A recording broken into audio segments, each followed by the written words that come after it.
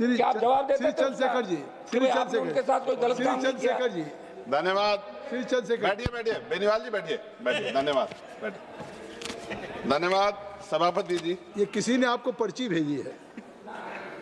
महोदय, मैं आपके माध्यम से सरकार द्वारा प्रस्तुत वर्ष 25-26 के लिए अनुदान की अनुपूरक मांगों के दूसरे बैच पर अपनी बात रखना चाहता हूं।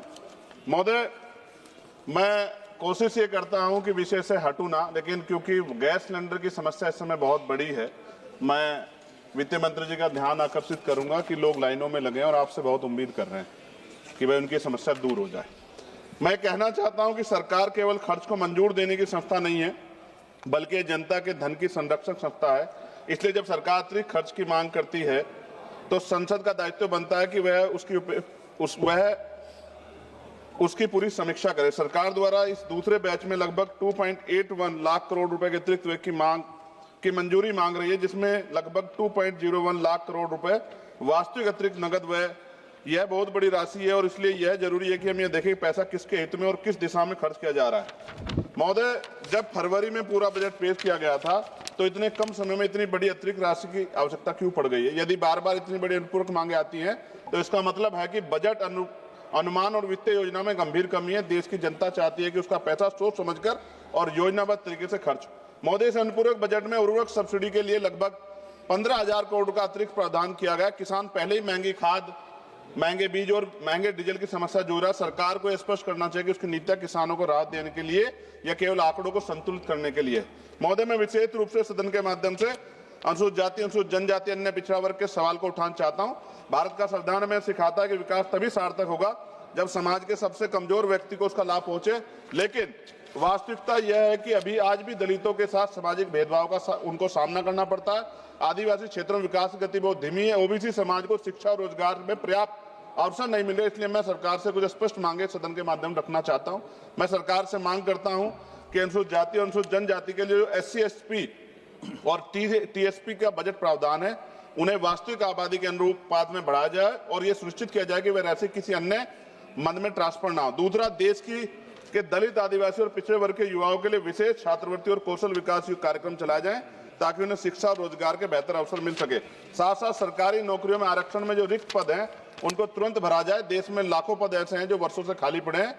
ये संविधान की भावना के खिलाफ है। और चौथी मांग ये है, आदिवासी क्षेत्रों में स्वास्थ्य, शिक्षा और सड़क जैसी बुनियादी सुविधाओं के लिए विशेष पैकेज दिया जाए। महोदय, संविधान में हमें 3 मूलभूत सिद्धांत दिए: समानता, न्याय और अवसर की समानता।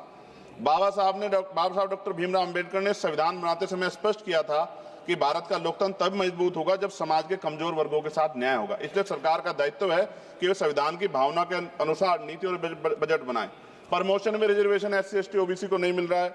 NFS लगातार हो रहा है SC, ST, OBC के बच्चों के साथ। और इंटरव्यू में जिस तरह का छल हो रहा है, जैसे UPSC में भी अभी हुआ, जिस तरह का छल हो रहा है उससे असंतोष पैदा हो रहा है। साथ साथ महोदय, लोकतंत्र में विपक्ष की भूमिका केवल आलोचना करने की नहीं है, बल्कि सरकार को सही दिशा दिखाना भी होता है। हम चाहते हैं कि देश आगे बढ़े, अर्थव्यवस्था मजबूत हो और नागरिकों को समान अवसर मिले, लेकिन ये तभी संभव होगा जब सरकार इसको सुनिश्चित करेगी। बजट पारदर्शी हो, खर्च जवाबदेह और विकास समावेशी हो। महोदय, अंत में मैं कहना चाहता हूं कि अनुपूरक मांगों का उद्देश्य केवल खर्च बढ़ाना नहीं होना चाहिए, बल्कि ये सुनिश्चित करना चाहिए कि ये पैसा देश के गरीब, किसान, मजदूर, दलित, आदिवासी और पिछड़े वर्गों के जीवन में वास्तविक परिवर्तन लाए। यदि सरकार संविधान की भावना के अनुरूप सामाजिक न्याय के केंद्र में रखकर निर्णय लेती है तो निश्चित रूप से देश का विकास अधिक संतुलित और न्यायपूर्ण होगा। और अंत में सर, नगीना लोकसभा से मैं चुन के आया, मैं धन्यवाद देता हूं अपने लोकसभा के वोटर्स का सभी। महोदय, पिछली सरकारों ने भी नगीना को इग्नोर कर दिया क्योंकि वो बिल्कुल पिछड़े क्षेत्र से आता है।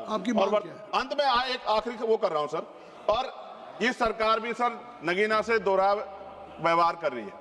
महोदय, हमारे यहाँ रोजगार की समस्या, पलायन करना पड़ता है, कोई मुंबई जाता है, कोई हैदराबाद जाता है, कोई दिल्ली आता है, और मेडिकल सुविधाएं बिल्कुल नहीं। मैंने पिछली बार भी वित्त मंत्री से मांग की कि एम्स बन जाए हमारे यहाँ।